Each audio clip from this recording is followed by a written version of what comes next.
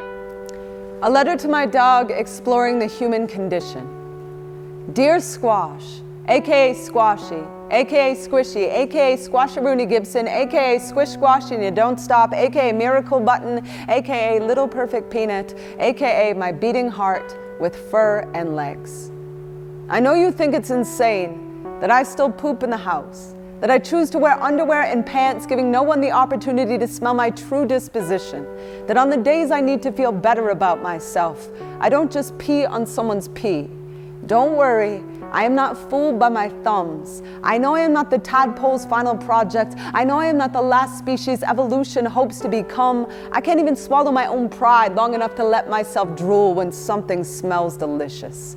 What must you think of my mirror face? Or how much of my day I spend practicing my butch voice, my baby I'll fix your carburetor with my toolkit voice, when you know full well there is nothing in my toolkit besides a massive collection of self-help books that have helped me do nothing but feng shui the skeletons in my closet. Don't you just love how that femur accents the sofa set, Squash? I'm sorry I cry every time I take you to the vet. I'm sorry they take your temperature like that. I'm sorry I take you there when you've only got a bug bite. Humans hold so tight to the leash of life, but you will roll in anything dead and wear it like perfume. I wish I had your nose for eternity.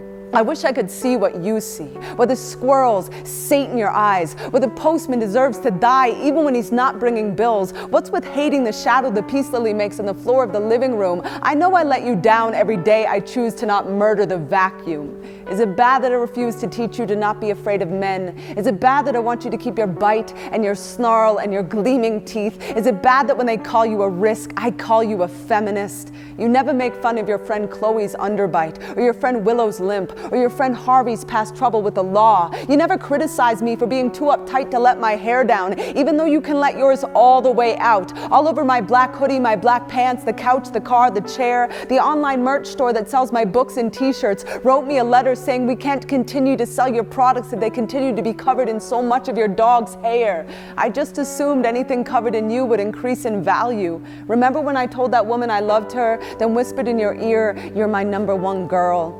It's true. If I could, I would put your beating heart in my mouth and suck on it like a piece of candy so I could finally understand how you got so sweet. I know my therapist likes you more than she likes me, and I still let you sleep on her couch. You taught me a good nap is the best therapy. You taught me to sit when I damn well want to sit. I don't care that you never talk about capitalism or patriarchy or the heteronormative hegemonic paradigm. I know you're saving the world every time you get poo stuck in your butt hair and you don't go looking for someone to blame. Speaking of looking for someone, I can't imagine what you think of sex. I can't tell if you think it's a slobbering, badly boundaried belly rub or a poorly aimed fist fight. You just perch on the end of the bed, tilting your head back and forth, wondering why I still haven't taken my pants off. I have issues, Squash. Humans have issues. We dig holes to bury our own hearts. We chew on our own bones. We escape the predators, but still can't shake them off. So some of us, we wear our own bodies the way your friend Berlin wore that cone around her head. Remember? So embarrassed, but I never had a better teacher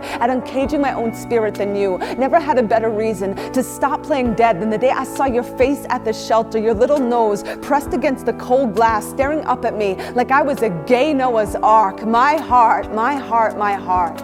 Every time I give you a treat, you run around the house looking for a place to hide it till you finally come to where I'm sitting and hide it directly under me. The most important thing I have ever built in my whole life is your trust. May you always feel entitled to more than your fair share of the bed. May you always tear the stuffing out of every toy I give you so I can constantly be reminded to keep spilling my guts, to keep saying, I don't know how I will ever make peace with the shortness of your lifespan, but I promise to make sure you know you are so loved every second you are here. You know my hands will build the sturdiest ark they possibly can to hold your holy howl and your holy bark and your holy beg. Squasharoonie Gibson, Little Perfect Peanut, my beating heart with fur and legs.